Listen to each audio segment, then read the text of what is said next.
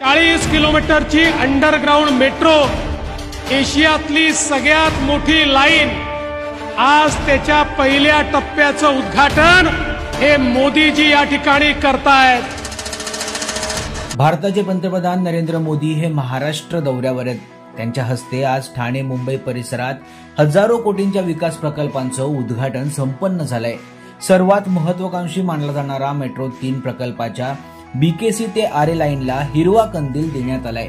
यामुळे मुंबईकरांची ट्रॅफिक कोंडीपासून सुटका होणार आहे. दररोज 12 लाख मुंबईकरांचा प्रवास आता सोपा होणार आहे. ही मुंबईतली पहिली भूमिगत मेट्रो असणार आहे.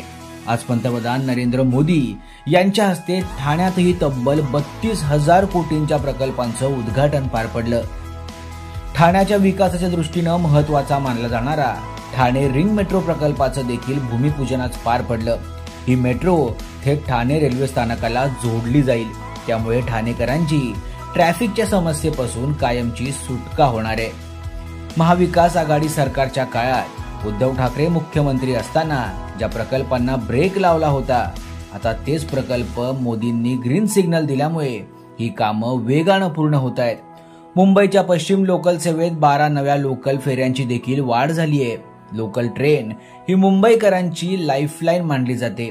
या लोकलच्या संख्येत वाढ केल्यामुळे लोकलने प्रवास करताना गर्दीचा सामना करणाऱ्या कित्येक प्रवाशांना दिलासा मिळालाय.